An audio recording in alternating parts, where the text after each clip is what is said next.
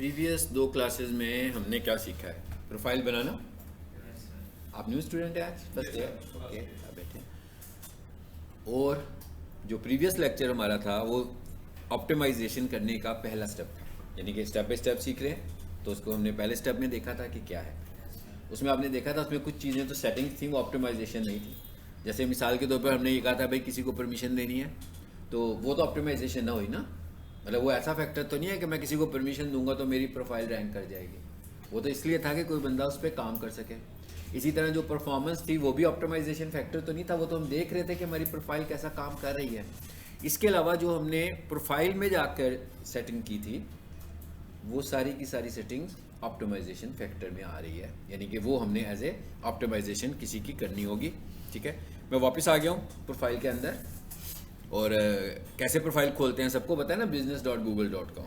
ठीक है, यानी जब भी हमने किसी प्रोफाइल को खोलना होगा गूगल पर आकर क्या लिखेंगे, ये business.google.com। इसका दूसरा तरीका क्या है?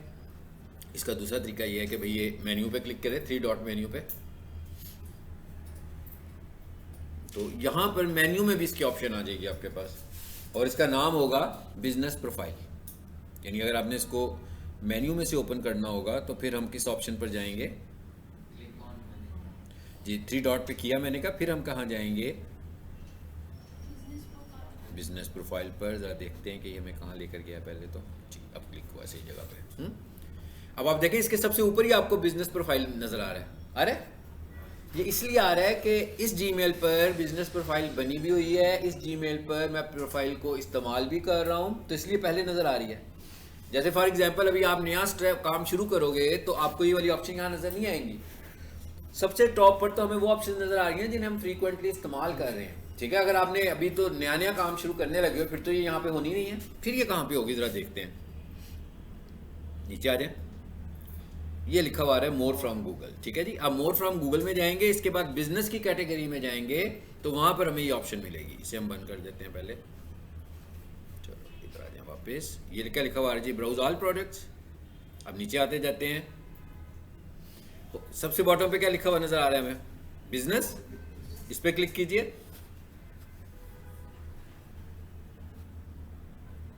तो इसके अंदर हमें ये मिलेगी। ठीक है, नेट स्लो होने की वजह से भी हमें रिस्पॉन्ड नहीं कर रहा।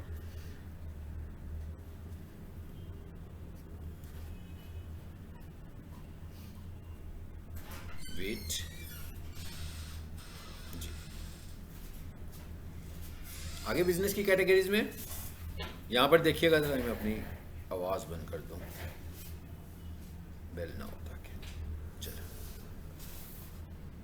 जरा देखिए यहां पर कहीं बिजनेस प्रोफाइल मैनेजर आ रहा है। ये इसलिए इस तरह आ रहा है कि नेट स्लो होने की वजह से आ रहा है। ठीक है, एनीवेज हम सिर्फ चीज़ देख लें जो हम समझ नहीं आए। यहाँ पर बिजनेस प्रोफाइल मैनेजर कहीं नज़र आया आपको? बिजनेस प्रोफाइल आ गया नज़र। ठीक है जी, चलो क्लियर हो गया। अब पता लग गया हमें कि मतलब एक तरीका ये है कि ये ज़रा देखा ना, कॉम्प्लेक्स सा तरीका था ना, वो ज़रा आसान तरीका था। क्या? URL पे जाकर business.google.com लिख दो तो सिंपली आप अपनी प्रोफाइल पर आ जाओगे। ठीक है, आ जाते हैं वापस यहाँ पे। अभी हम आगे जी वापस प्रोफाइल पे। प्रीवियस क्लास में हम कुछ चीज़ों को देखने लगे हुए थे, ज़रा हम उधर से बात को आगे बढ़ाते हैं। और साथ पैरेलल मैंने एक PDF भी खोली हुई है। ठीक है, सबसे पहले हमने क्या पढ़ा था कि भाई नाम कितना बड़ा रख सकते हैं? About 80 character. यानी आप अपने बिजनेस का जो नाम, जो डिस्प्ले नेम आपका शो हो रहा होगा गूगल के ऊपर, वो हमें रखने को हम 120 कैरेक्टर्स में भी टाइप कर दें तो आ जाएगा। मतलब ऐसा नहीं होगा कि लिखा नहीं जाएगा, लिखा तो जाएगा मगर वो ऑप्टिमाइजेबल नहीं होगा। ठीक है, सो हमें मैक्सिमम 180 कैरेक्टर्स में लिखना चाहिए, इससे ज़्यादा नाम बड़ा नहीं लिखना चाहिए। अच्छा, उसके बाद आगे आ जाते हैं, ज़रा एक एक चीज़ों को देखते हैं। ये यहाँ से नहीं देखेंगे, कुछ चीज़ें ऐसी हैं जो वक्त के साथ साथ चेंज होती हैं। ठीक है, वो हमें गूगल से देख लिया हमेशा, क्योंकि अगर ये नोट्स बने हैं फॉर एग्जांपल 4 माह पहले, 6 माह पहले, तो गूगल में चेंज आ गया तो फिर तो ये इफेक्टिव नहीं रहेंगे ना, फिर तो उसकी नई सेटिंग पर जाना है हमें, तो इसलिए हमें उसकी नई सेटिंग्स पर जाना है। अच्छा, अब आ जाते हैं जी आगे। एक चीज़ हमने और देखी थी, वो क्या थी भला? क्या देखी थी हमने? ये बात की थी ना हमने कैटेगरीज की, कि हमने कहा जब हम बिजनेस प्रोफाइल बनाते हैं तो क्या होता है, एक कैटेगरी के साथ हम बिजनेस प्रोफाइल बना लेते हैं। जैसे मैंने कहा था भाई डिजिटल मार्केटिंग एजेंसी बना रहे हैं, तो लिस्ट पे क्लिक किया, इंटरनेट टाइप किया तो आ गया इंटरनेट मार्केटिंग सर्विस। मैंने कहा था एक प्राइमरी कैटेगरी चूज कर लो। मगर गूगल हमें क्या अलाउ करता है कि भाई आप ज़्यादा से ज़्यादा अपने बिजनेस की 10 कैटेगरीज गूगल को बता सकते हैं, ठीक है, लेकिन रेलिवेंट होनी चाहिए। देखें ना, जरूरी तो नहीं है कि हर बंदा हर बिजनेस को किसी एक तरीके से आइडेंटिफाई करता हो। मुख्तलिफ लोग मुख्तलिफ बिजनेसेस को, जैसे हम के हॉस्पिटल है, क्लिनिक है, सर्जन बैठता है यहाँ पर, तो कितने सारे नामों से आइडेंटिफाई किया जा सकता है हॉस्पिटल को। एजुकेशनल कॉलेज है, हम उसे कॉलेज भी कह सकते हैं, हम उसे एकेडमी भी कह सकते हैं, तो बहुत सारे नाम हो सकते हैं, हम उसे इंस्टीट्यूशन भी कह सकते हैं। तो उसने कहा कि भाई आप मैक्सिमम 10 कैटेगरीज अपने बिजनेस की बना सकते हैं, और हमें बनानी चाहिए, हमें इस पर रिसर्च करनी चाहिए कि भाई हमारा जो बिजनेस है वो कितनी कैटेगरीज में ब्रेक डाउन हो सकता है, कि भाई इसको अगर कोई बंदा कैटेगरी वाइज ढूंढ रहा हो तो क्या क्या नाम हैं, पॉसिबल नाम हैं जिनके साथ कोई हमें ढूंढ सकता है, हमें वो सारी कैटेगरीज ऐड करनी है। तो हम मैक्सिमम कितनी कैटेगरीज बना सकते हैं? 10 कैटेगरीज। ठीक हो गया, आ जाते हैं आगे वापस। चलिए अब आ जाते हैं जरा नीचे यहाँ पे, और यहाँ से मैंने आपको ये भी बताया था कि भाई अगर ज़रूरी नहीं है कि बाहर, ऐसा भी होता है, मेरे कई क्लाइंट्स होते हैं जिनकी मैंने बिजनेस प्रोफाइल की लोकेशन बनाई होती है, कोई 2 महीने के बाद, 3 महीने के बाद, 4 महीने के बाद, 6 महीने के बाद उनकी कॉल आती है कि जनाब वो हमारा एक क्लाइंट आया था तो वो कहता है कि आपकी लोकेशन ठीक नहीं आ रही, लेकिन जब हमने बनाई थी उस वक्त ठीक थी, उस वक्त कोई प्रॉब्लम नहीं था। इसका मतलब क्या हुआ? डिस्प्लेस होती है, ये हो सकती है डिस्प्लेस। उसकी वजह क्या है? उसकी वजह ये है कि ऑन द रोड बहुत सारे लोग अपने बिजनेसेस को ऐड करने लगे हुए हैं, तो जब भी कोई बंदा आपके क्लोज आएगा तो कुछ थोड़ी सी आपकी डिस्प्लेस होने के चांसेस होते हैं। तो इसलिए हमें इसको देखते भी रहना है और इसको चेंज करना होगा जब गलत लोकेशन हो जाएगी। तो ये हमने प्रीवियस क्लास का आखिरी स्टेप में यही पढ़ा था कि पेंसिल पे क्लिक करके हम उसको लोकेशन को अपनी को ठीक कर लेंगे, ठीक है। और नीचे आ जाते हैं जरा, मोस्ट इंपॉर्टेंट चीज सर्विस एरियाज, ठीक है।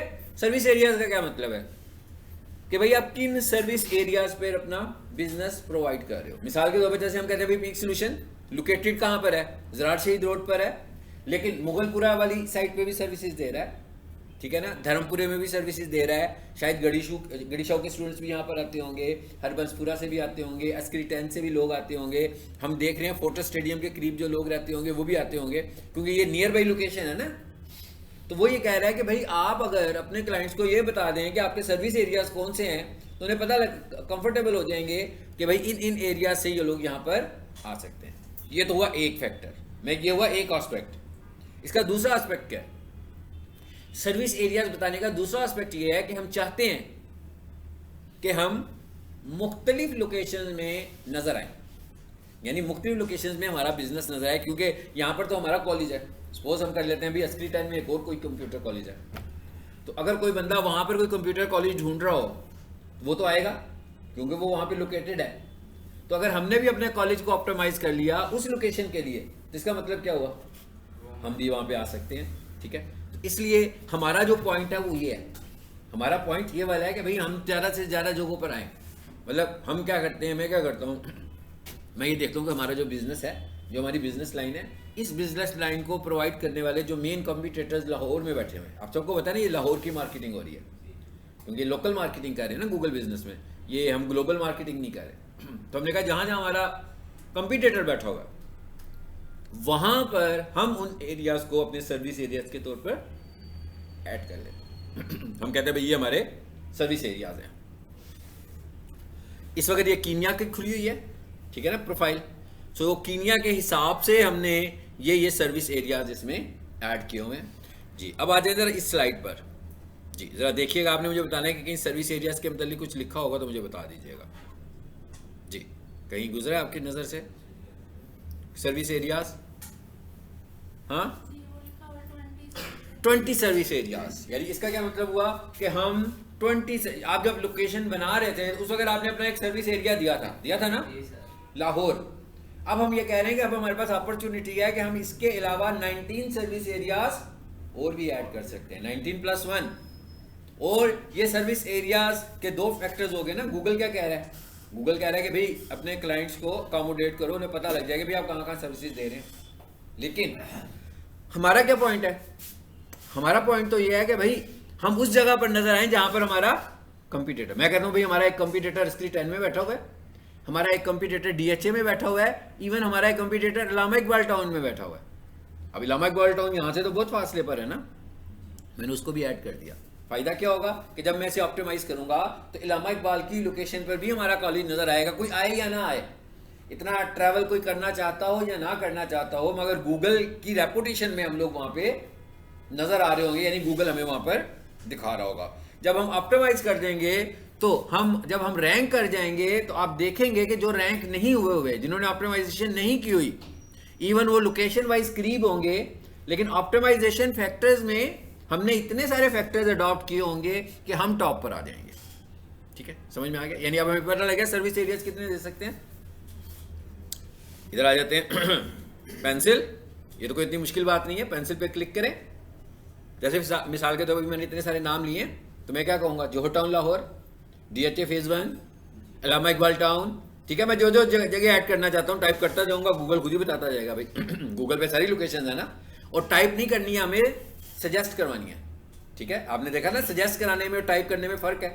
जैसे आपने जब लोकेशन बनाई थी, मैंने लाहौर लिखा तो नीचे लाहौर आ गया, इसे मैं सजेस्ट करने की बात कर रहा हूँ। जब आपने कैटेगरीज लिखी थी तो आपने इंटरनेट लिखा तो नीचे कैटेगरीज आ गई, इसे मैं सजेस्ट करना कह रहा हूँ। यानी आपने टाइप करके एंटर नहीं करना, बल्कि सजेस्ट करना है। जैसे आपने प्रोफाइल का नाम लिखा तो टाइप करके एंटर किया, वो सजेशन में तो आपका नाम तो सजेस्ट नहीं करेगा ना गूगल के भाई ये नाम होना चाहिए।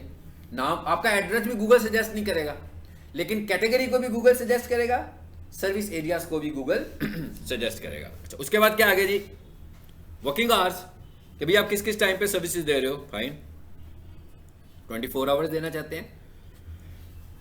क्या आपके ऑफिस टाइमिंग्स हैं? जो भी आपके ऑफिस टाइमिंग्स हैं वो हम यहाँ पर ऐड कर देंगे। कैसे ऐड करेंगे? पेंसिल पे क्लिक करते हैं देख लेते हैं क्या लिखा हुआ आ रहा है जी। Open with main hours, show when your business is open. अच्छा, उसके बाद दूसरे नंबर पे क्या आ रहा है, ये नीचे ऑप्शंस आ गए टाइम ऐड करने के। डेज आ रहे हैं, डेज को चूज करते जाएंगे, आगे से टाइम उसका बताते जाएंगे। लेकिन आप साथ देख रहे हो कि साथ में एक प्लस बना हुआ भी आ रहा है। अरे जैसे मिसाल के तौर पर हम कहते हैं एकेडमी और स्कूल।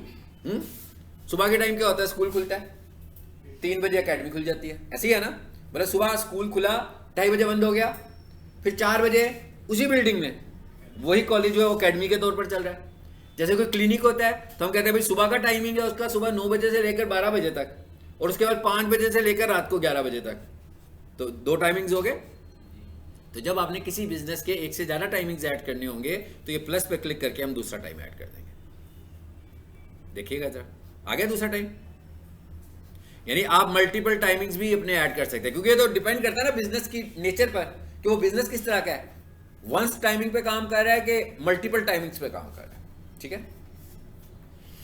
तो एक तो ये तरीका हो गया हमारे पास। फिर क्या लिखा हुआ आ रहा है,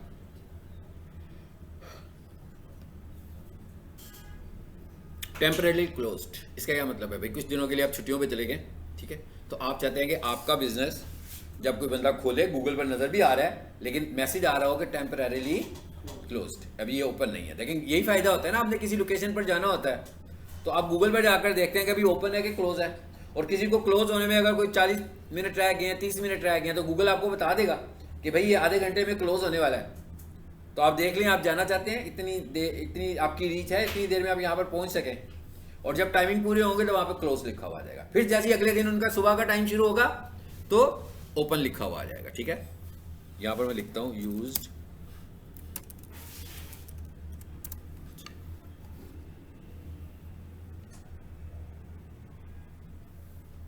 देखिए लिखा हुआ आ रहा है, ओपन लिखा हुआ आ रहा है ना, कह रहा भाई ओपन है अभी और इसने 5 बजे क्लोज हो जाना है। अगर मैं इसको लेट नाइट देखूंगा तो ये क्लोज लिखा हुआ आ रहा होगा, फिर मैं इसको सुबह देखूंगा तो ओपन लिखा हुआ आ रहा होगा। तो ये कंफर्ट दे रहे हैं ना, तो इसका मतलब क्या हुआ, ये भी एक बहुत ही स्ट्रॉन्ग ऑप्टिमाइजेशन फैक्टर है कि भाई आप अपने क्लाइंट्स को अपडेट रखा हुआ है। इसी तरीके से जैसे कुछ इवेंट्स आ जाते हैं, इवेंट्स डे आ जाते हैं, पाकिस्तान के इवेंट्स डे और होंगे, कीनिया के इवेंट्स डे और होंगे। कीनिया में मेरा ख्याल अभी दिसंबर में उनका कोई जमहूर डे गुजरा है, ठीक है, पाकिस्तान में अभी 25 दिसंबर आ रहा है। तो गूगल आपसे फिर खुद ही पूछेगा, जिनकी प्रोफाइल्स अप्रूव होती हैं तो वो उससे पूछता है कि भाई ये 25 दिसंबर को आप ऑन हैं कि ऑफ हैं, अलहदा से मुझे बता दें। तो हम उसमें जाकर फिर बता देते हैं कि भाई ये 25 दिसंबर को हमने ऑफ किया हुआ है, तो गूगल फिर उस दिन हमें ऑफ शो कर रहा है। इसका मतलब क्या हुआ कि हमें इसे फ्रीक्वेंटली अपडेट करना चाहिए अपनी प्रोफाइल को, अगर हम रैंक करना चाह रहे हैं। आ जाए वापिस, परमानेंटली क्लोज, भाई बंद करके ही चले गए, ठीक है, चलिए वापस आ जाते हैं।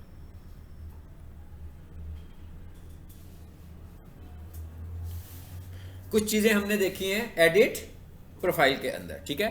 अब हम जरा कुछ चीजें और देखते हैं। यहां पर दो ऑप्शन पड़ी हुई हैं, इनको पहले समझते हैं।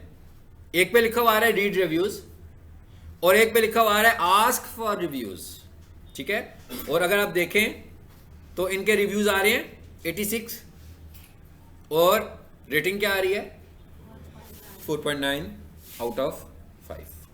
इसका मतलब है कि शायद किसी एक कस्टमर ने बुरा रिव्यू दिया होगा, ठीक है, इस वजह से। और इस चीज पर हम फोकस करते हैं, ठीक है। हम अपनी रेटिंग पर फोकस करने लगे हुए हैं। जरा इधर आए, जरा देख लें, एंड पे चले जाएं जरा वापस। ठीक हो गया, इसको बंद कर दें।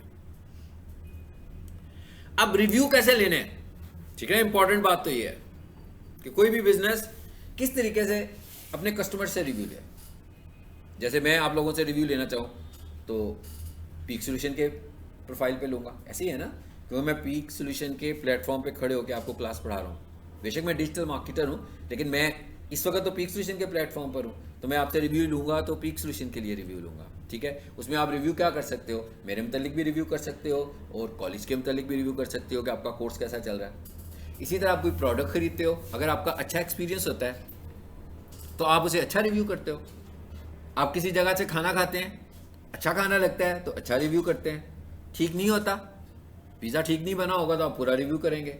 खाने में कोई चीज़ नज़र आएगी, आप तस्वीर बनाकर रिव्यू कर देंगे, ऐसे ही है ना।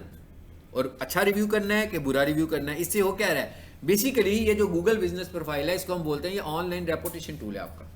ये आपकी ऑनलाइन रेपुटेशन को बना भी रहा है और गिरा भी रहा है। यानी अगर आप अच्छी सर्विसेज दे रहे हैं तो आपकी रेपुटेशन बन रही है, और अगर आप बुरी सर्विसेज दे रहे हैं तो इसका मतलब क्या हुआ कि आपकी रेपुटेशन कम हो रही है। चलिए इसको रिफ्रेश करते हैं, इस पेज को बंद करते हैं। चलिए, इसका मतलब क्या हुआ कि अब हमें एज ए डिजिटल मार्केटर, अगर फॉर एग्जांपल मैं किसी की इंटरनेट मार्केटिंग कर रहा हूं तो मुझे इस सिस्टम पे भी काम करना है उनके, कि भाई रिव्यूज कैसे लिए जाएं कस्टमर से। इंपॉर्टेंट चीज़ तो यही है ना। देखिए, अगर कोई बंदा डिजिटल मार्केटिंग का कोर्स करना चाहता है, ठीक है, तो वो कहता है भाई मैं पीक सॉल्यूशन से कर लेता हूँ, तो सबसे पहले कहेगा यार मैं देखता हूँ जो पीक सॉल्यूशन में डिजिटल मार्केटिंग का कोर्स हो रहा है उसके रिव्यूज़ कैसे हैं। अब अगर उसको अच्छे रिव्यूज़ मिलेंगे तो वो कहेगा भाई इट्स ओके, स्टूडेंट्स अच्छे रिव्यू दे रहे हैं, इसका मतलब ये है कि मुझे यहाँ से कोर्स कर लेना चाहिए। और अगर उसे बुरे रिव्यूज़ मिलेंगे तो वो फिर उसे जो मर्जी कहता रहे, वो कहेगा नहीं भाई स्टूडेंट्स बुरे रिव्यू देने लगे हुए, ठीक है। कोई बंदा कह देता है भाई टीचर अच्छा नहीं है, कोई बंदा कहता है भाई टाइम पे क्लासें नहीं होती हैं, कोई बंदा कहता है लाइट नहीं होती है, मतलब 100 इश्यूज़ हो सकते हैं, ठीक है। ऐसा कोई भी नहीं कहता, आप गूगल पे जाके रिव्यूज़ देखिएगा, अच्छे रिव्यूज़ हैं हमारे।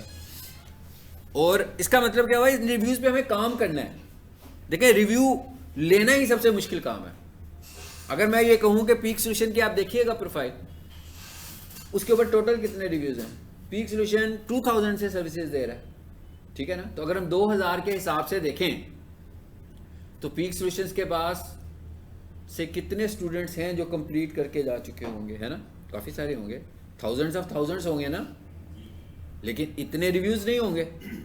इसका मतलब क्या हुआ, इसका मतलब ये हुआ कि किसी ने रिव्यू दिया नहीं अवेयरनेस की वजह से, या किसी ने इस टॉपिक पे काम नहीं किया रिव्यूज़ लेने के लिए कि भाई स्टूडेंट से रिव्यूज़ कैसे लिए जाएं। और अगर रिव्यूज़ लिए जाएंगे, मिसाल के तौर पर कोई बंदा पीक सॉल्यूशन की प्रोफाइल पर आ जाता है और मैं कहता हूँ भाई 2000 से, और कोई बंदा कहता है कि भाई इधर से कोर्स कर लो, इधर से तो भाई कोई 10 लाख स्टूडेंट पढ़ चुका है, लेकिन कोई बंदा गूगल पर आएगा तो गूगल पर आकर देखेगा कि भाई इसके ऊपर तो 129 रिव्यूज़ हैं या 200 रिव्यूज़ हैं, तो उसकी रिलायबिलिटी तो नहीं बनेगी कि भाई इतने सारे स्टूडेंट्स पढ़ के गए हैं तो रिव्यूज़ तो नहीं नज़र आ रहे। तो इसका मतलब क्या हुआ कि इसके लिए भी हमें कोई टीम मेंबर भी चाहिए जो ये काम कर रहा होगा।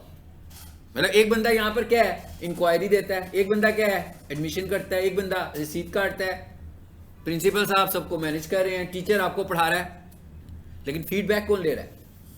फीडबैक लेने के लिए भी तो कोई होना चाहिए ना। और देखें, अगर फॉर एग्जांपल हम इस रिव्यू सिस्टम पे काम करेंगे तो आपका क्या ख्याल, किसी भी ब्रांड को लेकर, मतलब ये कॉलेज की बात नहीं हो रही है, आपके पास मेरी सर्विसेज, इलेक्ट्रॉनिक्स की शॉप, फर्नीचर की शॉप, मतलब कोई भी चीज़, कोई प्रोडक्ट है, कोई सर्विसेज है, अगर वो रिव्यूज़ पे काम करेगा तो आपका क्या ख्याल है, उसकी क्वालिटी इंप्रूव होगी कि नहीं होगी? बिल्कुल होगी ना।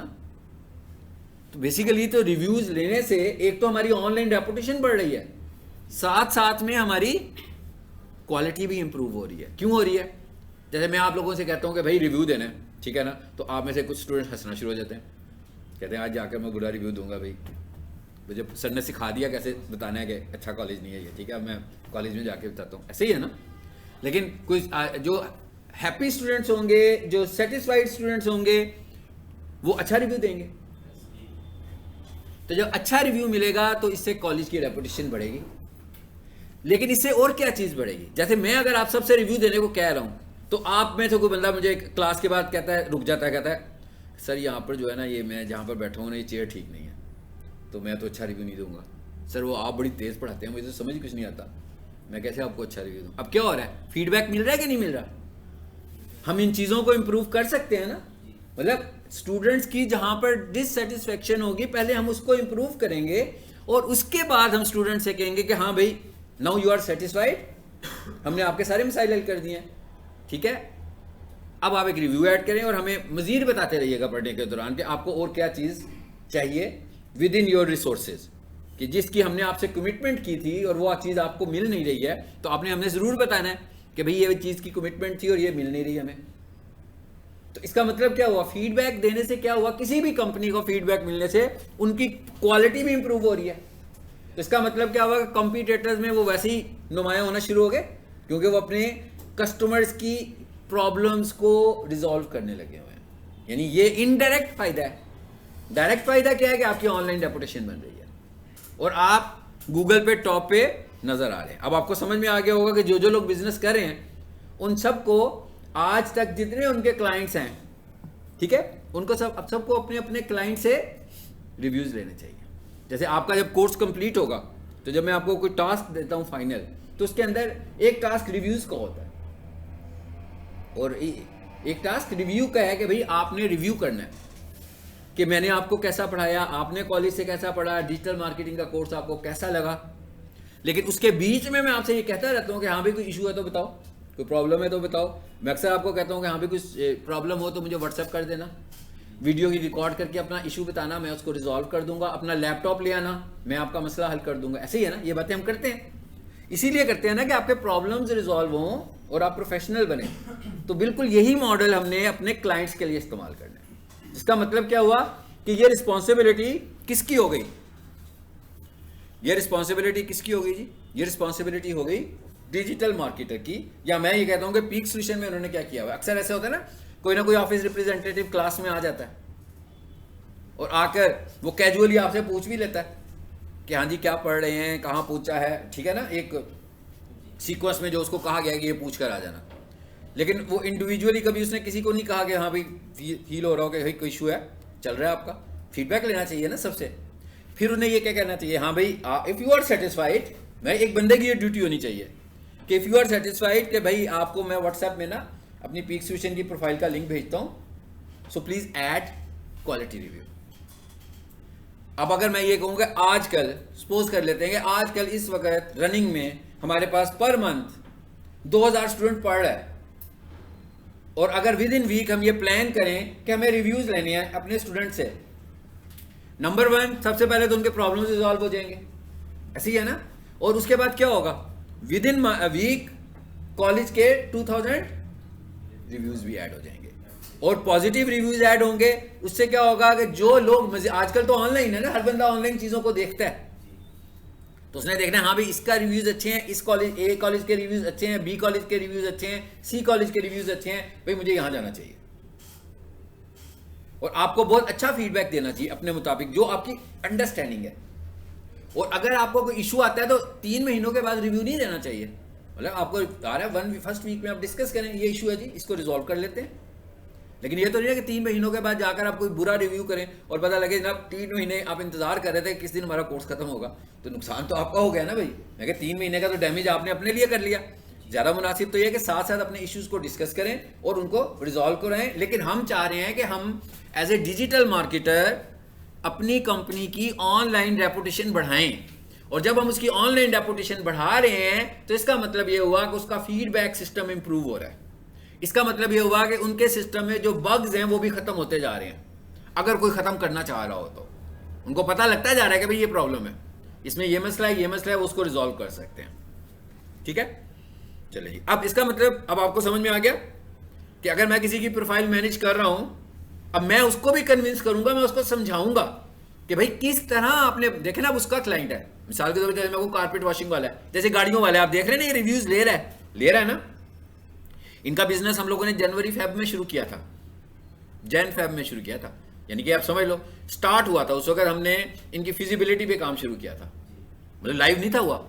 तो उस वक्त से लेकर अब तक हमने देखे इनके कितने रिव्यूज ऐड किए, और आप देख रहे हैं इनमें तस्वीरें कैसी लग रही हैं, देख रहे हैं ना, आपको फील हो रहा होगा कि स्पेशली इंस्ट्रक्शन के मुताबिक लग रही हैं। ये कंपनी का आइडिया नहीं है, ये डिजिटल मार्केटिंग प्लान का हिस्सा है कि हमने उन्हें कहा हुआ है कि भाई आपको ऐसी फोटोज ऐड करनी है। देखें और भी बहुत सारी हैं भाई, एक नहीं है इस तरह की। इस मॉडल के ऊपर कितनी तस्वीरें हैं कि जब कोई बंदा गाड़ी खरीद रहा है हम उसकी तस्वीर फोटोशूट कर रहे हैं और साथ में फोटोशूट करके सारे सोशल प्रोफाइल्स पे लगा रहे हैं। ठीक है, तो देखें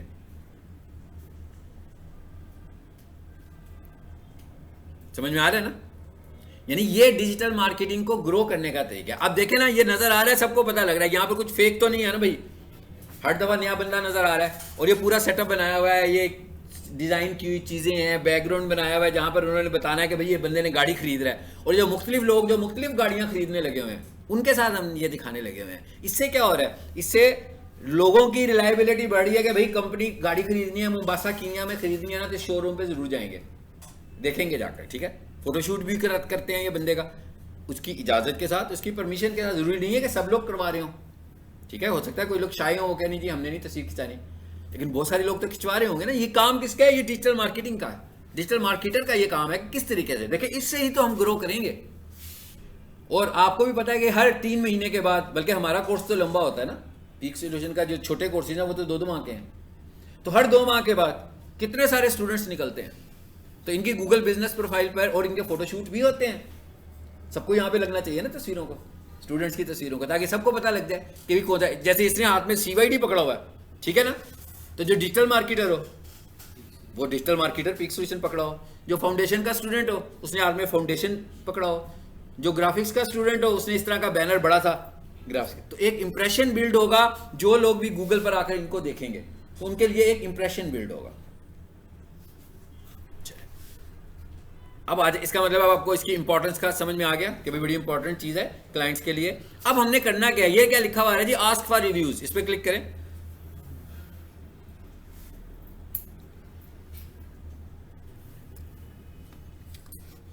नेट बहुत स्लो चल रहा है भाई।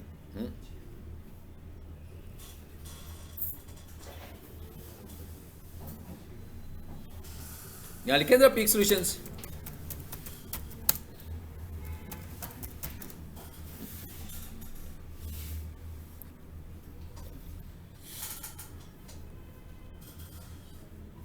चलें पीक सॉल्यूशन की भी प्रोफाइल खुलती है हमारे सामने, उसको भी देखते हैं। और जो डिजिटल मार्केटिंग है ना, ये डे बाय डे हमें डे बाय डे लर्न करनी है। कैसे लर्न करनी है, न किताबों से भी नहीं लर्न करनी, एक दो बार लर्न कर ली हो गई भाई। मतलब मैं खुद डे बाय डे लर्न करता हूँ। मेरे पास जब कोई नया क्लाइंट आता है, जब मैं उसकी मार्केटिंग का नया मॉडल बनाता हूँ कि इस तरह मार्केट करनी है, तो इसका मतलब है कि मैं लर्न कर रहा हूँ ना। ये जो चीज़ें मैं आपको बता रहा हूँ ये बिल्कुल अप्लाई की हुई चीज़ें बता रहा हूँ ना, कि ये चीज़ें हमने अप्लाई की, ये हमने बैठ के डिस्कशंस की, इस तरह करना है हमने।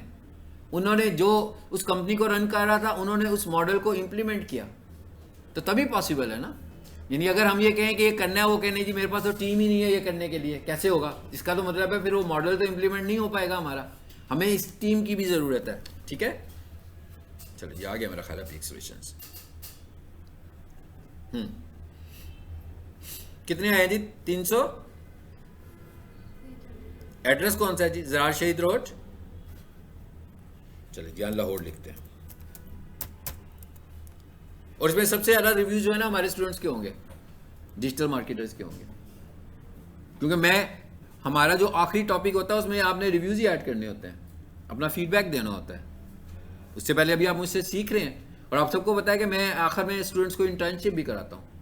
यानी कि अगर आप में से कोई स्टूडेंट अच्छे तरीके से कोर्स कंप्लीट करता है और वो क्योंकि मैं तो प्रोजेक्ट्स पे काम कर रहा हूँ, तो आप जब तक प्रोजेक्ट्स पे काम नहीं करोगे उस वक्त तक तो आपको कुछ भी नहीं। जैसे अभी हम लोग पढ़ रहे हैं, तो ये तो हम पढ़ रहे हैं, बहुत अच्छा है, आपको भी लगता है कि भाई बड़ा अच्छा समझ में आ रहा है, लेकिन जब तक आप किसी प्रोजेक्ट पे लाइव काम नहीं करोगे आपको नहीं फील होगा कि इसको इम्प्लीमेंट कैसे करना है। तो मैं हर स्टूडेंट को फ्री इंटर्नशिप देता हूँ 2 माह के लिए, कि भाई वो 2 माह के लिए, और 2 माह के बाद मैं उसको फारिग कर देता हूँ, फिर नए स्टूडेंट्स को ले लेता हूँ, ताकि हर स्टूडेंट इस काबिल हो कि उन्हें पता हो कि लाइव काम कैसे करना है, लाइव प्रोजेक्ट के ऊपर काम कैसे करना है, और सबसे इंपॉर्टेंट चीज़ यह है कि रिमोट काम कैसे करना है।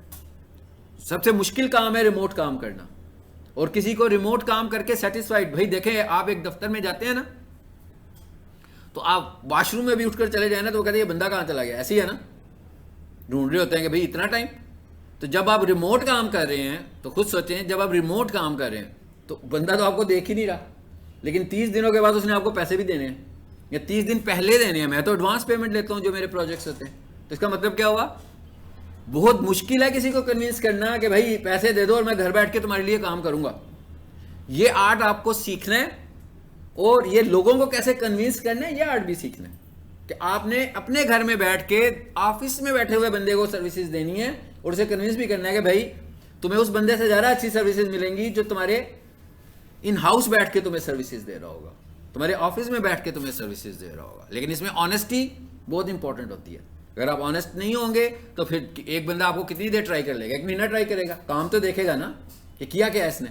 अगर आपने कुछ किया ही नहीं होगा फिर तो नहीं करेगा ना आपको। तो आपको रिमोट वर्क करने का आर्ट भी सीखना है। देखें, आप 9 to 5 की जॉब करेंगे तो एक जॉब करेंगे, आप रिमोट काम करेंगे तो 9 to 5 में ही आप 10 काम कर सकते हैं अपने घर में बैठ के। आप टाइम डिस्ट्रीब्यूशन करनी है ना, कि टाइम कैसे डिस्ट्रीब्यूट करना है, कि भाई 5 प्रोजेक्ट्स तो इनको मैं कैसे डिस्ट्रीब्यूट करूंगा, भाई इस पर कितना टाइम लगाना है, इस पर कितना टाइम लगाना है, इस पर कितना टाइम लगाना है। तो ये चीज़ें आपको सीखनी होती हैं। ठीक है जी। एनीवेज, ये आ गया जी हमारा। अब आ जाते हैं आगे, लेना कैसे था जी हमने। ये क्या है, एक लिंक आ गया, ठीक है। जैसे आप मेरे स्टूडेंट्स हैं, सब लोग मेरे साथ ग्रुप में हो, मैं क्या करूंगा, ये लिंक कॉपी करूंगा, लेकिन उससे पहले मैं सबसे फीडबैक लूंगा, ठीक है, कि भाई आर यू सेटिस्फाइड। जब मुझे फील होगा कि भाई आप सेटिस्फाइड हैं, ठीक है ना। आपको पता है कि मैं कितनी ज़्यादा कम्युनिकेशन करता हूँ कि आप लोग बागी हो जाते हैं मेरे से, है ना, कि भाई ये क्या बंदा पीछे ही पड़ गया हमारे। तो इसीलिए करता हूँ मैं कम्युनिकेट आपसे, कि आपके जो इश्यूज़ हैं वो किसी तरीके से मेरे सामने आ जाएं। कम्युनिकेट करने का मकसद ये है। और मेरे सिखाने का मकसद बिल्कुल ऐसा नहीं है जैसा स्कूल वाला होता है। मेरे सिखाने का तरीका बिल्कुल इंटर्नशिप वाला ही है, कि भाई जैसे आप काम कर रहे हैं आप उस तरह करें, आप कॉन्फिडेंट होंगे। अगर आप पूछ कर करेंगे, वो जैसे इंक लगाई और लिख लिया, फिर इंक लगाई तो लिख लिया, तो फिर आप सारी उम्र इंक लगा के ही लिखेंगे, ठीक है। आपको इंक लगाए बगैर खुद से लिखना है, आप एक ही दफ़ा इंक भर लें और फिर खुद करें काम। ऐसे नहीं है कि ये कैसे करना है सर ने कर दिया ज़बरदस्त हो गया, ठीक है ना। कॉलेज में ऐसे ही होता है ना, असाइनमेंट्स कर रहे हो, सर आते हैं, हेल्प करते हैं, हो जाते हैं, आप बड़े खुश होते हैं, लो भी काम तो हमारा हल हो गया। लेकिन नहीं हुआ। जो काम आप खुद रिजॉल्व करोगे ना वो हल है। जो खुद नहीं कर रहे ना, कोई करके दे रहा है आपको, वो हल नहीं है। तो आपको परेशानी होगी, ठीक है ना, आपके माथे पे बल भी पड़ेंगे कि क्यों नहीं हो रहा, लेकिन at the end of day तो होगा ना। एक दिन में नहीं होगा भाई, 2 दिनों में तो कंप्लीट हो ही जाएगा। कोई बग आएगा, मेरे साथ भी ऐसी इश्यूज बहुत सारे आते हैं जो पहली दफ़ा आते हैं। तो जब कोई इशू पहली दफ़ा आएगा तो इसका मतलब ये तो नहीं होगा कि भाई ऐसा कोई हमारे पास कोई फॉर्मूला है कि उसको मैं एक दफ़ा फर्स्ट क्लिक पे रिजॉल्व कर दूंगा। हो सकता है कि फर्स्ट क्लिक पे रिजॉल्व ना हो, मैं उसके लिए पहले एक ऑप्शन यूज़ करूँ, ना हो फिर मैं उसके लिए दूसरा ऑप्शन यूज़ करूँ। तो आप कोई ऐसी चीज़ नहीं है जो आज के दौर में ना हो सकती हो। कुछ चीज़ नहीं ईजाद होने वाली रह नहीं गई है, सब कुछ ईजाद हो चुका हुआ है। सब कुछ गूगल पर मौजूद है, सब कुछ यूट्यूब पर मौजूद है, सब कुछ फेसबुक पे मौजूद है। अपने प्रॉब्लम्स को इन प्लेटफॉर्म्स पे जाकर रिजॉल्व करें। ऐसा कोई प्रॉब्लम नहीं है कि जो प्रॉब्लम हो और उसका गूगल आंसर ना कर रहा हो। सिर्फ आपकी टेम्परामेंट की बात है कि आप ढूंढ सकते हैं, टाइम लगा सकते हैं कि नहीं लगा सकते, ठीक है। अब मैंने जिससे लेना होगा मैं क्या करूंगा, भाई लिंक कॉपी किया, आप लोगों का ग्रुप मेरे पास मौजूद है इस क्लास का। मैं क्या करूंगा, इन सब क्लास के ग्रुप में ये लिंक शेयर करूंगा और इनसे कहूंगा कि भाई आपने जाकर एक रिव्यू ऐड करना है, ठीक है।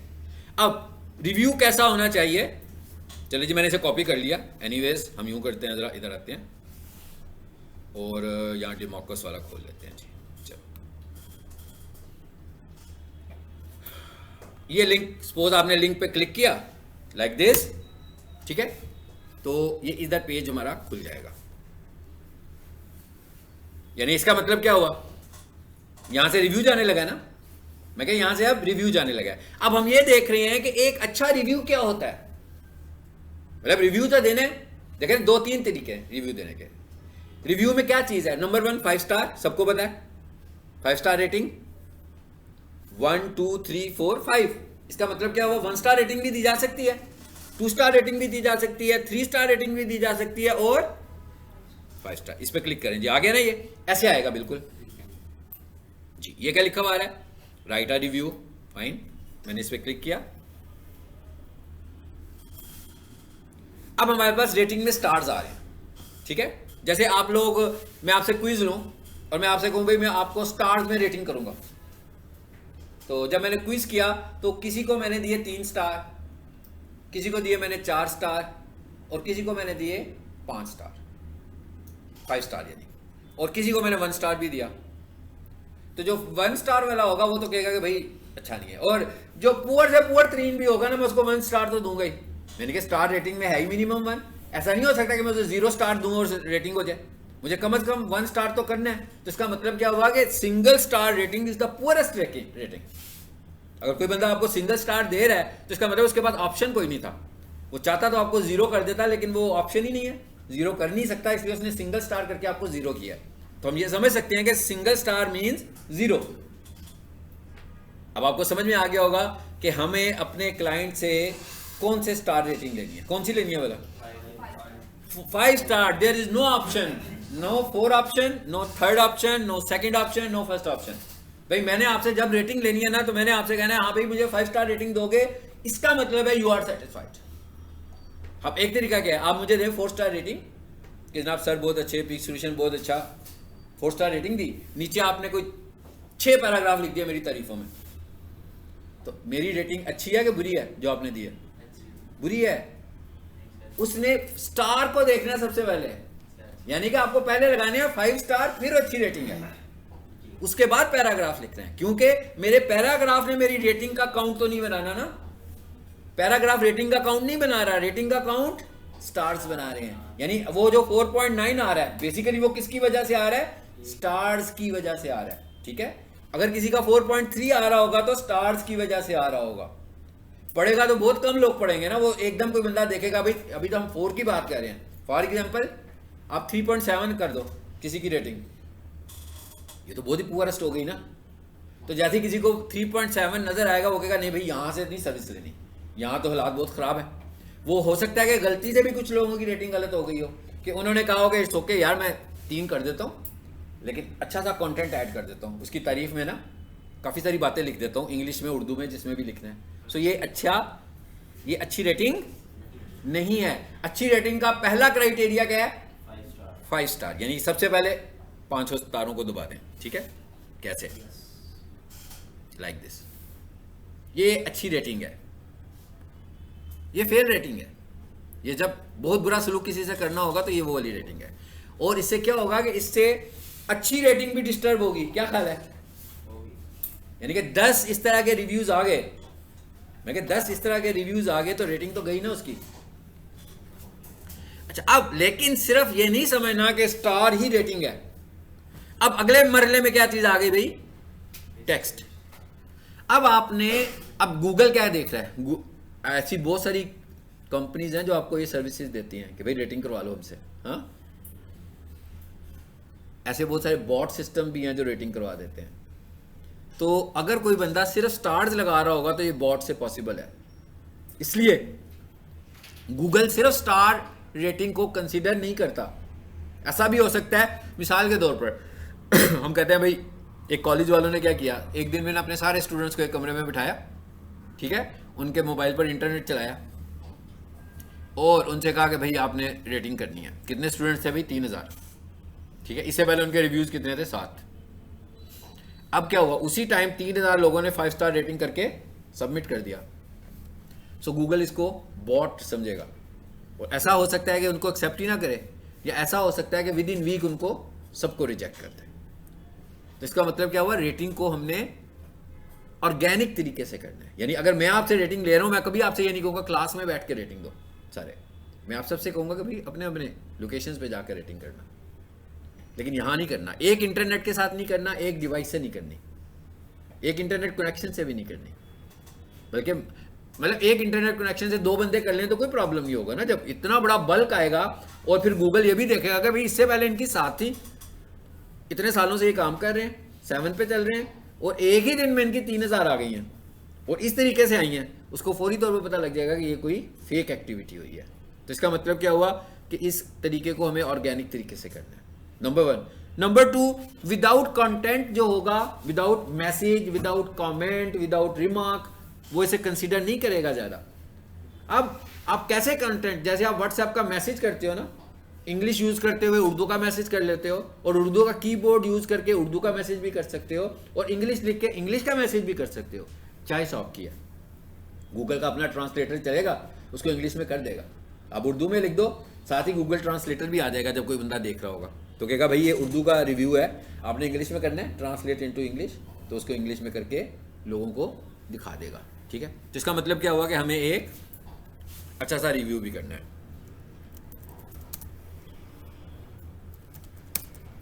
चलो जी, मैंने क्या लिख दिया, बेस्ट कार्ड एक्सपोर्टर इन मोम्बासा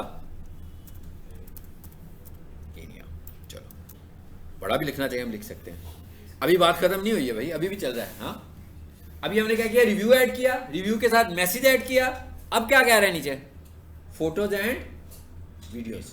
अब हमें क्या करना है, कहता है भाई कोई तस्वीर भी ऐड करो। भाई मैं आज ऑफिस सेंटर से एक मोबाइल खरीद के लाया हूँ, ठीक है, तो नहीं खरीद के नहीं लाया हूँ मैं, ठीक है, तो पैसे बता रहा हूँ, मुझे अच्छा लगा मोबाइल, तो मैंने क्या किया, रिव्यू देने के लिए उनकी वेबसाइट पे गया, उधर जाकर रिव्यू दिया, साथ में मोबाइल की 6-7 तस्वीरें खींची, ठीक है, डब्बे की पहले खींची, फिर डब्बे से निकाल के बाहर रख के खींची, और साथ उनको दे दिया, गूगल पे लगा दिया रिव्यू। जैसे ही अब मैं सबमिट करूंगा तो ये वाला रिव्यू जो है ना, ये बहुत स्ट्रॉन्ग रिव्यू है, जिसके अंदर स्टार रेटिंग भी है, जिसके अंदर रिमार्क भी है, यानी कमेंट भी है, और जिसके अंदर कोई तस्वीर या वीडियो भी। वीडियो बनानी है, छोटी सी वीडियो बनानी है, लेस देन 30 सेकंड, 5 सेकंड की बना लो, 10 सेकंड की वीडियो बना लो, बड़ी वीडियोस नहीं लगानी है, ना लगनी है आपसे बड़ी वीडियो यहाँ पे, ठीक है। इस तरह करने से आपका जो रिव्यू होगा वो बहुत ज़्यादा स्ट्रॉन्ग हो जाएगा। लेकिन अगर आप सिर्फ 5 स्टार करके अपने दोस्तों को कहते हो भाई रिव्यू करो, सारे के सारे बच करते क्या हैं, स्टार करते हैं, submit, star submit, star submit, सभी 5 स्टार दे रहे हैं, पता लगा भाई 50 रिव्यूज मिले हैं, उनमें से 6 गूगल ने एक्सेप्ट कर लिए, बाकी सारे के सारे उसने रिजेक्ट कर दिए। रिजेक्ट कैसे किए, उनकी तरफ से दिए हुए मगर आपकी प्रोफाइल में शो नहीं हो रहे, मतलब it is a type of reject. फिर हम गूगल को मैसेज करेंगे कि भाई हमें रिव्यूज आए हुए हैं, शो नहीं हो रहे हैं, तो बताएगा कि भाई मेरा सिस्टम जो है वो उसे खुद डिटेक्ट करता है, जो हमें ठीक लगता है वही शो होता है, जो ठीक नहीं लगता, जो फेक लगता है उसे हम शो नहीं करते।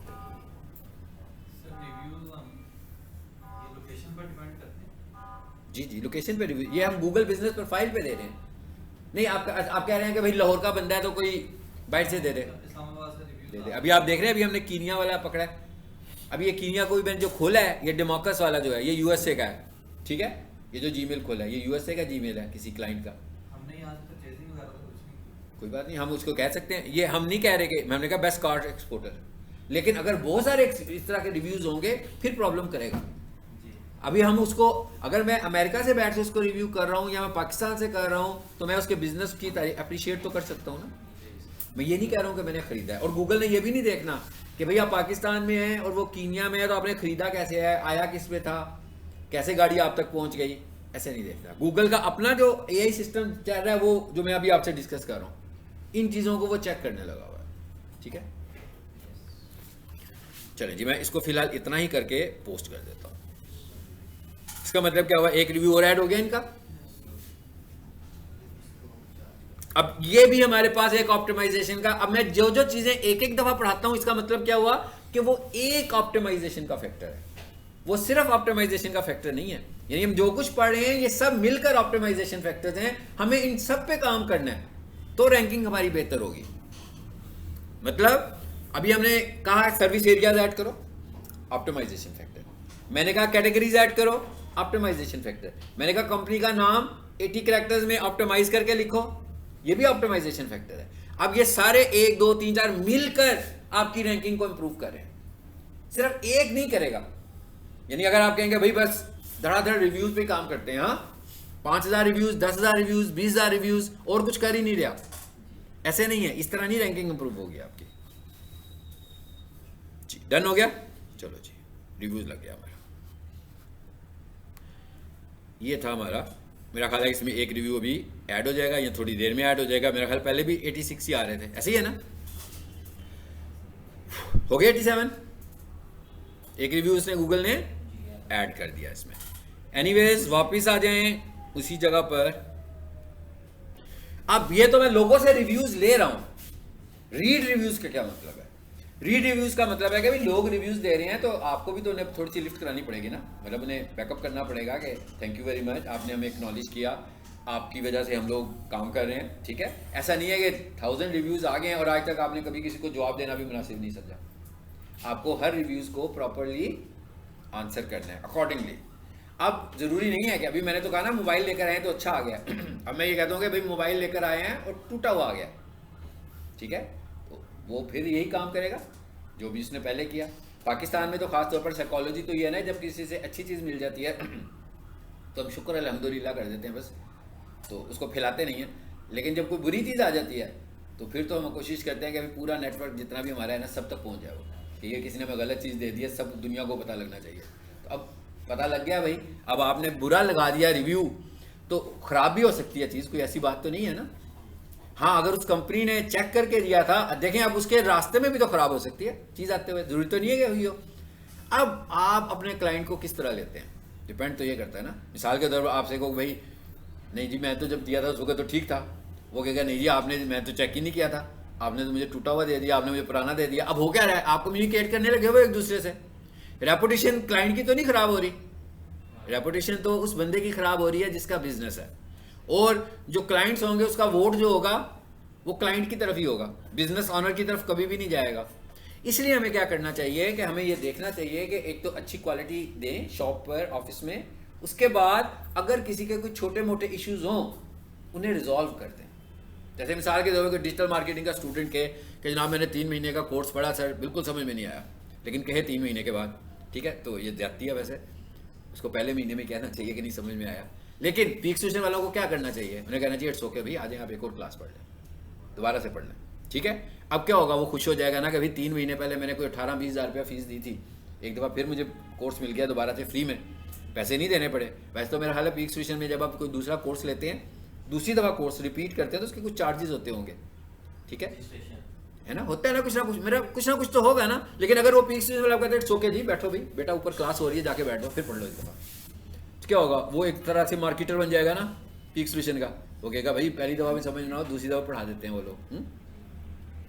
इस तरह करने से क्या होता है, आपकी रेपुटेशन अच्छी होगी, इसका मतलब है आप अपनी ऑनलाइन रेपुटेशन को, अब आपने ये देखना है कि एक स्टूडेंट को रिपीट कराने से आप ऑनलाइन कितनी रेपुटेशन अर्न कर रहे हैं। एक माउस खराब आ गया, मैंने उसको फ़ोन किया कि भाई वो आपका जो माउस है वो तो चल ही नहीं रहा, वो कहता नहीं भाई चेक वारंटी थी अब तो नहीं मिलेगा। हाँ एक तरीका क्या है, वो कहता भाई लाओ मैं तुम्हें दूसरा दे देता हूँ। अब क्या होगा, अब मैं पूरी ज़िंदगी में जब भी कोई भी माउस खरीदूंगा ना उसी बंदे से खरीदूंगा। सो ये है ऑनलाइन रेपुटेशन अपनी बढ़ाने का तरीका, और वो मुझे ऑनलाइन भी ग्रो करेगा। और जब आपकी ऑनलाइन रेपुटेशन अच्छी होगी तो आप ऑनलाइन ब्रांड बन जाएंगे, लोग कहेंगे कि भाई ऑनलाइन चीज़ें लेनी है ना तो इसी बंदे से लो, इसलिए कि ये फेवर करता है, कोई गड़बड़ हो जाए फेवर करता है। हम लोग एक प्रोडक्ट बेचते थे और उस प्रोडक्ट की प्राइस थी ऑनलाइन अबाउट 800। इसका मतलब क्या हुआ कि अगर मुझे एबटाबाद से एक ऑर्डर आ रहा है तो उसके ऊपर 300-400 तो डिलीवरी चार्जेस भी आते होंगे ना, मे भी हम पहली दफ़ा खुद ही देते हो, और थी भी चीज़ इलेक्ट्रॉनिक्स की। अब वो एबटाबाद पहुंची और ख़राब हो गई, कराची पहुंची और ख़राब हो गई। अब एक तरीका क्या है, कहूँगा भाई TCS कर दो, मैं तुम्हें नहीं भेज देता हूँ, ऐसे ही है ना। वैसे तो इलेक्ट्रॉनिक्स की गारंटी नहीं होती, यानी कि फेवर कर रहे हो तो ऐसी ही हो सकती है मैक्सिमम फेवर। अब उस बंदे ने 800 रुपये की चीज़ खरीदी और 400-500 रुपये का वो TCS करके मुझसे बेशक मुफ्त चीज़ ले रहा है, नहीं करेगा, नहीं करेगा ना। तो हमने क्या प्रोटोकॉल बनाकर दिया, मैंने उन्हें कहा आपकी एबटाबाद में कितनी सेल होती है किसी एक शहर में आउट स्टेशन में, अगर आपकी उधर से कोई वारंटी आती है, बहुत सारी तो नहीं आती होगी ना, बहुत लिमिटेड वारंटी के चांसेस, बहुत अच्छी प्रोडक्ट की वारंटी फाल्टी होने के चांसेस बहुत कम होते हैं, जो अच्छी प्रोडक्ट टेस्टेड होती है वो।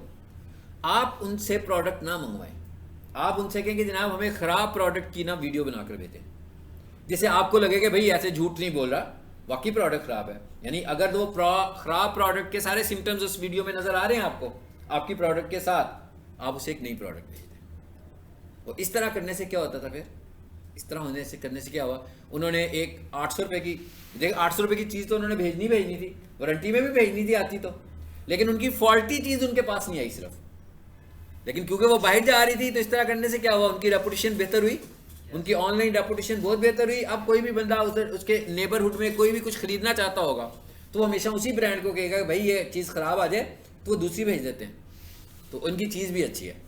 ठीक है, सो मतलब ये है इंटरनेट मार्केटिंग करने की बैक एंड स्ट्रेटजीज, कि इस तरह की स्ट्रेटजीज के साथ करेंगे तो लोग सेटिस्फाइड होकर आपसे काम करेंगे। नहीं तो क्या होता है, आप दराज पे आज ऑर्डर दो, पता लगे ना आप 2 दिन के बाद आना है, 3 दिन हो गए, 4 दिन हो गए, आप फौरन दराज पे जाकर लिखोगे कि फेक कंपनी, ऐसे ही है ना, कितना कुछ बुरा भला कह दोगे एक ही दम में, और फिर पता लगे घंटे के बाद ऑर्डर भी आ गया। तो मतलब क्या है, देर सवेर भी हो सकती है ऑर्डर आने में, लेकिन जैसे ही इंटरनेट से कोई चीज़ हमें नहीं मिलती तो हमारा क्विक रिस्पॉन्स होता है बहुत ज़्यादा। पुअर रिस्पॉन्स देने में हम बहुत क्विकली पुअर रिस्पॉन्स देते हैं। इसका मतलब क्या हुआ कि अगर आप बहुत क्विकली अच्छा रिस्पॉन्स दे रहे हैं अपने क्लाइंट्स को, तो इसका मतलब क्या हुआ कि आप अपनी ऑनलाइन सेल बढ़ा रहे हैं। ठीक है, ये आपको मैंने वैसे सेल की टिप दी है, इसका प्रोफाइल से कुछ लेना देना नहीं था।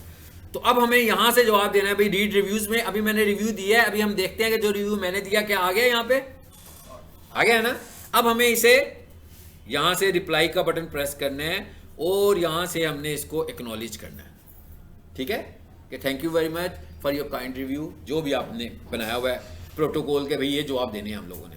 ठीक है, ये क्या लिखा हुआ है जी, रिप्लाइड, ये देखें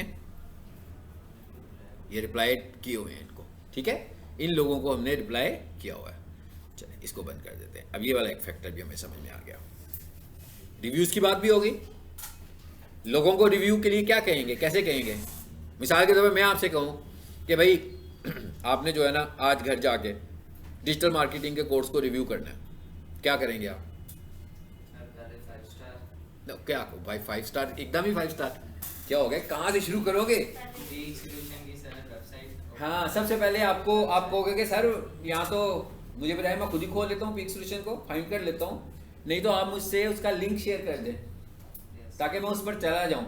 तो मैं कैसे लिंक शेयर करूँगा आपसे? हाँ, कहाँ से कॉपी करना है, यही पूछ रहा हूँ ना।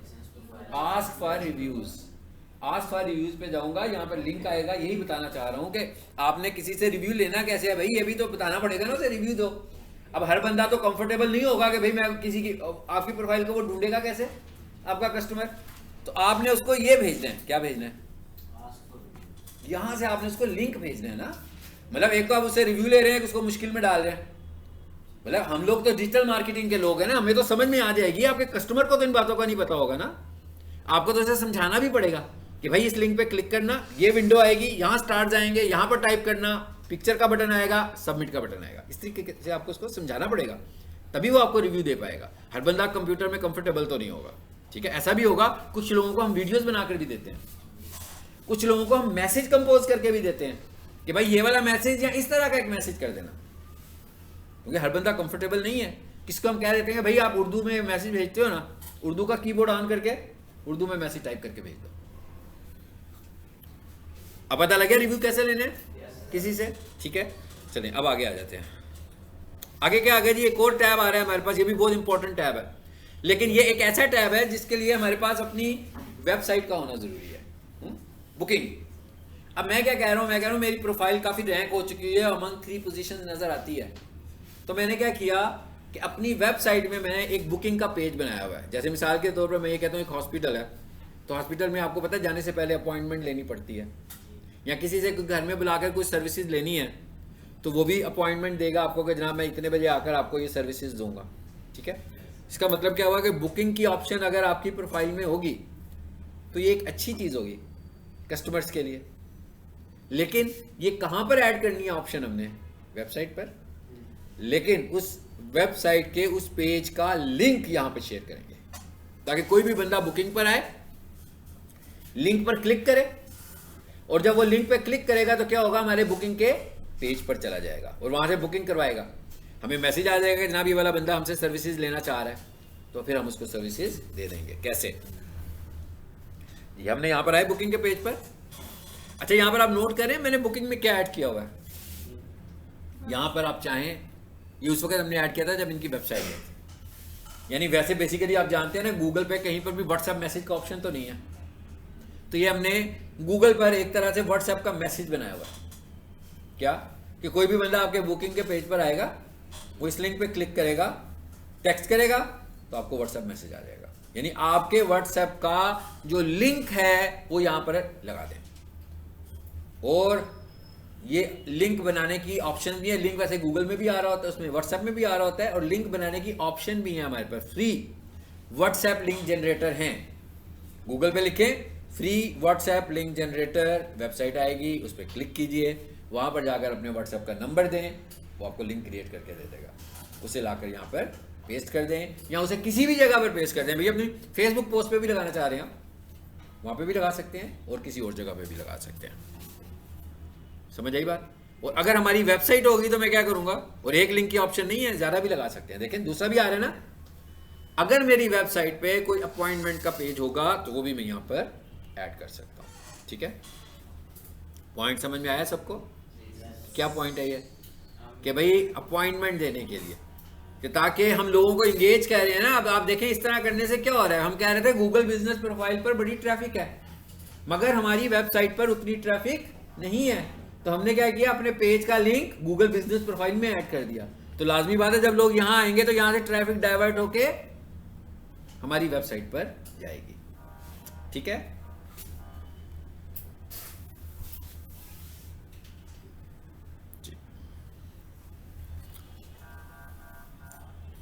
एक और ऑप्शन कर लेते हैं, और वो क्या है, question and answers. Question and answers का क्या मतलब है भाई? क्वेश्चन एंड आंसर को हम यूं कह लेते हैं फ्रीक्वेंटली आस्क्ड क्वेश्चंस। अब एक बंदा आपकी प्रोफाइल पर आता है, उसके ज़हन में बहुत सारे सवाल उठते हैं, आपके बिजनेस को लेकर क्यूरीज हैं उसके ज़हन में जो आपसे पूछना चाह रहा है। ठीक है, पहले क्या होता था, जुलाई 24 से पहले, नहीं जुलाई अभी खत्म हुआ है ना, कोई बहुत पुरानी बात नहीं है। हाँ, इससे पहले एक ऑप्शन होती थी मैसेज की, जुलाई को उन्होंने उसको एक्सपायर किया। तो क्या होता था कि कोई भी बंदा आपकी प्रोफाइल पर आकर आपको मैसेज कर सकता था। जब वो मैसेज करता था तो आपकी प्रोफाइल पर मैसेज जाता था, और उसकी इंटीमेशन आपको आपके जीमेल पर होती थी। लेकिन क्योंकि लोग इस चीज़ को देखते नहीं थे, ज़्यादा गूगल के हवाले से लोग इसको इतना कंसीडर नहीं करते, आमतौर पर लोग अपनी मेल्स देख ही नहीं रहे होते, तो वो जो मैसेज थे वो इसी तरह आइडल पड़े रहते थे और रिस्पॉन्सिव नहीं होते थे। तो काफ़ी अरसे से ये सर्विस चली आ रही थी गूगल की। तो गूगल ने ऑब्जर्व किया कि लोग इस पर रिस्पॉन्सिव नहीं हैं, तो इसलिए गूगल ने उसको विड्रॉ कर लिया जुलाई में। तो भाई इस ऑप्शन को मैं ख़त्म ही कर देता हूँ, क्योंकि इससे नुकसान क्या है? नुकसान ये है कि क्लाइंट तो मैसेज कर रहे हैं, ठीक है ना, बिजनेस जवाब नहीं दे रहा, तो उससे क्या हो रहा है, उस बिजनेस की भी रेपुटेशन खराब हो रही है और गूगल की रेपुटेशन भी खराब हो रही है कि भाई इस प्लेटफॉर्म पे ये सब कुछ चलने लगा हुआ। इसलिए गूगल ने उसको विड्रॉ कर लिया। अब क्या आ रहे हैं, कहता भाई यहां पर आए और क्वेश्चंस बना के रख दें, आस्क क्वेश्चन। यहां पर आएंगे, यहां पर हम एक क्वेश्चन बनाएंगे और खुद ही उसका आंसर भी कर देंगे। फायदा क्या होगा, कोई 10-15 क्वेश्चन मैं यहाँ पे ऐड कर देता हूँ, ताकि जब भी कोई क्लाइंट मेरी प्रोफाइल पर आएगा, क्वेश्चन पर आएगा, उसके ज़हन में जो भी क्यूरीज होंगी वो क्यूरीज भी लिखी होंगी और उनके आंसर्स भी लिखे होंगे। ठीक है, ये क्या लिखा हुआ है जी, आस्क का क्वेश्चन। यहाँ पर क्वेश्चन लिखेंगे और उसके बाद जब क्वेश्चन लिखा जाएगा तो अभी आप देख रहे थे कि फ्रंट पर आपको आंसर का ऑप्शन भी मिल रहा था, तो वहीं से क्लिक करके आप आंसर भी बना दोगे। तो इस तरह करने से क्या होगा कि एक FAQ का पेज भी आपका इधर बन जाएगा कि भाई FAQ का पेज मतलब क्लाइंट क्यूरी पेज। जैसे मैं कहूँ भाई पीक स्टेशन में लोग आते हैं डिजिटल मार्केटिंग के लिए, तो वो पूछना चाहते हैं कि भाई क्लासेस किस टाइम पर होती हैं, क्लासेस का सिलेबस क्या है, ठीक है, फीस स्ट्रक्चर क्या है, पढ़ाने वाले का नाम क्या है। 100 क्वेश्चन उनके ज़हन में हो सकते हैं, तो वो सारे क्वेश्चन यहाँ पर बनाएंगे और उनके जवाबात यहाँ पर वो दे देंगे। ठीक हो गया, इंशाल्लाह अगली क्लास में हम इसको वाइंड अप करेंगे, इस प्रोफाइल के टॉपिक को। ठीक है, और अगली क्लास हमारी सैटरडे को नहीं होगी, सैटरडे को मैं आउट स्टेशन हूँ, लाहौर में नहीं हूँ।